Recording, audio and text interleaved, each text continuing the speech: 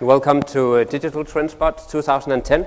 I will be slightly technically challenged here. I have a million options on my screen, so I just need to get my slideshow up and running. If you will excuse me for a moment. There we go. Fantastic. Almost.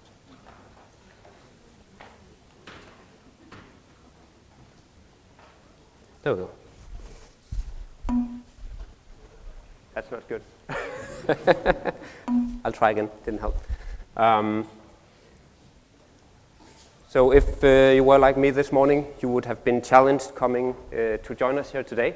The Danish railroads did their part of making this a very difficult morning, at least for me. But fortunately, we have cabs. I'm excited to see so many people here today. As Thomas said, we are completely sold out today, and I promise you we'll be looking for a much bigger venue next year. And what you'll hear me talking about today is something as intriguing as digital intimacy. And I hope the title itself makes you a little intrigued, wondering what I'm going to tell you about. But before we dive into the intimacy part, I would like to begin by taking you with me on a tour around the world. Yes, I have to admit that as Sitecore CEO, it's a great pleasure and opportunity for me to be able to travel the world. For example, I was in Japan 2 weeks ago, opening our new office in Tokyo, and this week we are opening the office in New Zealand. Everywhere I go, there's a natural excitement of Sitecore's success and acceptance, but what really also makes me excited about all this traveling is to see how technology is applied differently around the world. And technology resulting in innovation and resulting in real physical world changes. So let's start by going to Japan.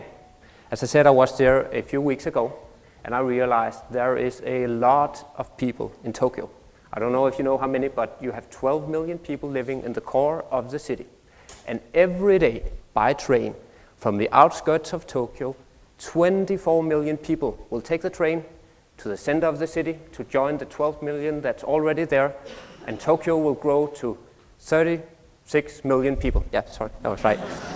And then in the evening, the same 24 million will go right back home, all by train. That's 48 million people coming and going every day. Imagine you have 48 million people that need to do a physical transaction every day at the train station.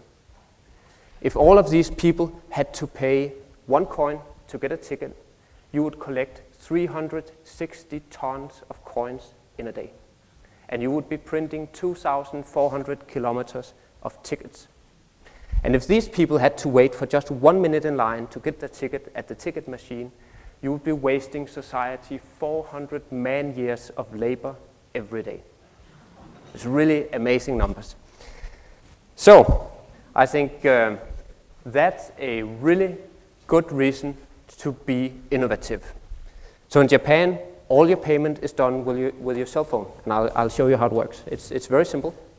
You just walk towards the train entrance, and you just extend your arm, and as you walk past, beep, you're on the train. You paid, everything is in order. You don't even have to say where you're going, how far you're going.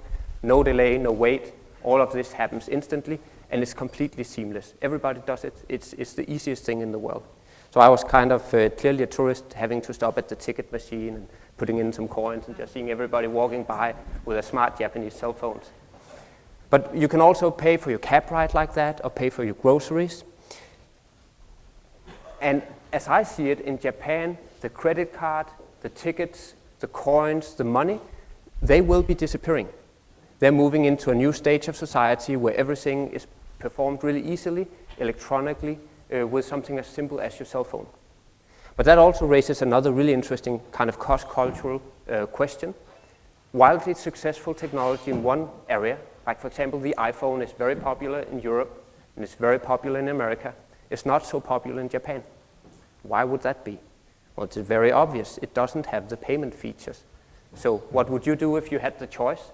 Would you live with coins and tickets and cryptic vending machines at the train stations? Or would you prefer to have a cell phone that you could use to just pay as you walk by? I know what I like. Now let's take a trip to America, where I go quite a bit to visit our office in San Francisco, Silicon Valley. In my mind, at least, America is the grandfather of television. Least of all, not because of Hollywood and all the Hollywood shows. But even the television business is going to undergo tremendous change during the next couple of years. If you look at the pictures, I'll tell you there was a trend in America, I think roughly from 1999 to 2005. People would have set-top boxes on top of the televisions. And now you know I'm talking about old stuff, right? Because you could actually put stuff on top of the television. You can't do that today, they're too thin. So a set-top box would enable you to see the web and your email from the comfort of your couch. So you'll be sitting on your couch in front of the TV and you could surf the web.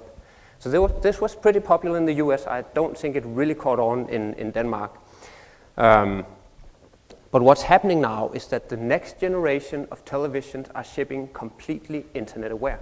The televisions you will all be buying this year, next year, and the years after will have wireless internet integrated. They will be able to show web applications right on your screen, and you will be able to interact with your television. And I almost can guarantee you that within 5 to 10 years, everybody will have televisions with internet enabled. And this means that the web, bidirectional communication from you to the web, happens on top of your television, it overlays to broadcasting, and everything is right from the sweet spot of your home, from your couch where you sit every day. This will come to every consumer's home. Now let's go back to Europe. I ride the train quite a lot, as you could hear from my intro. I like it when it's timely. But there's something else that I look at often when I ride by train. A few years ago, I would see people text messaging on their cell phones. People would sit in the train, do some text messages, some people would be talking. But there's been a change too in this area over just a few years. Today I see a lot of people having smartphones, and people use the smartphones to browse the web, to read their email, to tweet, to do all of the things you do online. And that's actually, when you think about it, a rather dramatic change to how people behaved just a few years ago.